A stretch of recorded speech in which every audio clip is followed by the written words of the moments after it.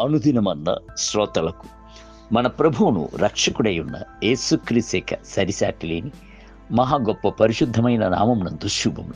నేడు 2025 సంవత్సరము ఆగస్టు మాసము 24వ తారీఖు ఆదివారం నాటి ధ్యానాంశము. సాకులు చెప్పొద్దు.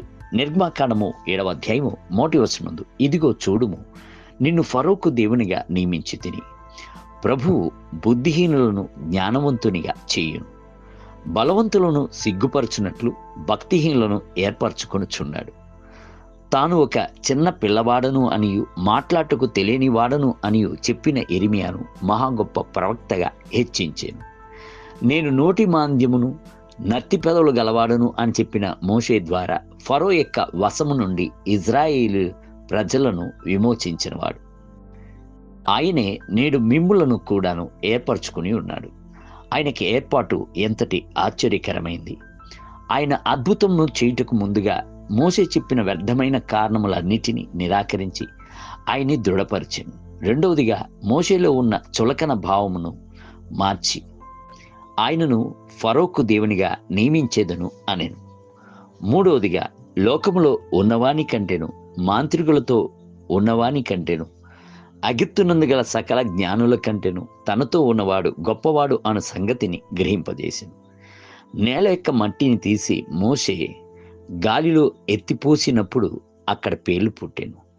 జోరీగులను మిడతలను అక్కడ పుట్టుకు వచ్చాను. కప్పలు వేవేల కొలదిగా అగిప్తు తట్టునకు దూకుచూ వచ్చి స్థలమునంతటిని నింపివేశాను. నీళ్లు రక్తముగా మారెను. నైల్ నది కంపు కొట్టెను. భయంకరమైన కారు చీకటి అగిప్తు దేశమంతటిని 3 దినములు అలుముకొనెను. ఇదియుగాక అగిప్తునందు గల తొలుచూలు పిల్లలను తొలుచూలు సంతానము అన్నీను సంహరింపబడెను. పస్కా గొర్రెపిల్ల యొక్క రక్తము పూయబడినప్పుడు ఇజ్రాయేలీలు అందరూ కాపాడబడుతో పాటు అగిప్తును విడిచి విడుదల పొందుకున్న వారై బయలుదేరి బయటకు వచ్చిరి. కొంచెము దూరంలో ఎర్ర సముద్రము అడ్డగించెను. ఎర్ర సముద్రము 2 పాయలుగా చేయుటకు ప్రభు వలన నిశ్చయముగా అగును. ఆయన సెలవీయగా జరుగును, ఆయన ఆజ్ఞాపించగా స్థిరపరచబడును. అయితే ప్రభు మోషే ద్వారానే అద్భుతమును చేయునట్లు ఇష్టపడెను. మోషే కర్రను ఎత్తి చాపినప్పుడు ఎర్ర సముద్రము 2 పాయలుగా చీలిపోయాను. ఇజ్రాయేలీయులకు దారిని ఇచ్చిన అదే ఎర్ర సముద్రము అగిప్తులను ముంచివేసెను. ఇజ్రాయేలు ప్రజలు అరణ్యమునకు వచ్చినప్పుడు అమాలేకులు వారికి విరోధముగా యుద్ధమునకు వచ్చిరి. ప్రభు తన వారికి సులువుగా విజయమును ఇచ్చి ఉండవచ్చును. అయితే అట్టి అద్భుత క్రియల యందు మోషేను కూడా తనతో కలుపుకొంటకు దేవుడు ఇష్టపడెను. మోషే తన చేతులను ఎత్తినప్పుడు ఇజ్రాయేలీలు జయమును పొందిరి, విజయాన్ని అధిరోహించిరి.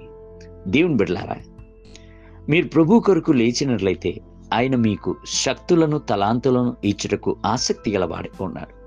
మీ యొక్క అలసటలను నిర్విచారములను దులిపి వేసుకొని లేచి వచ్చేదరా? నేటి ధ్యానమునకే మరి ఒకనికి అద్భుత కార్యములు చేయు శక్తియు మరి ఒకనికి ప్రవచన వరమును అనుగ్రహింపబడి ఉన్నది. కొరింథీయులకు రాసిన మొదటి పత్రిక 12వ అధ్యాయము 10వ వచనం. నేటి వేద పఠనము ఉదయము కీర్తన గ్రంథము 116వ కీర్తన, 117వ కీర్తన మరియు 118వ కీర్తన. సాయంత్రము కొరింథీయులకు రాసిన మొదటి పత్రిక 7వ అధ్యాయము 1 మొదలుకొని 19 వచనములు. ఈ పునరుద్ధానపు దినమునందు ప్రభు మిమ్ములను ధారాళముగా దీవించునుగాక. ఆమేన్.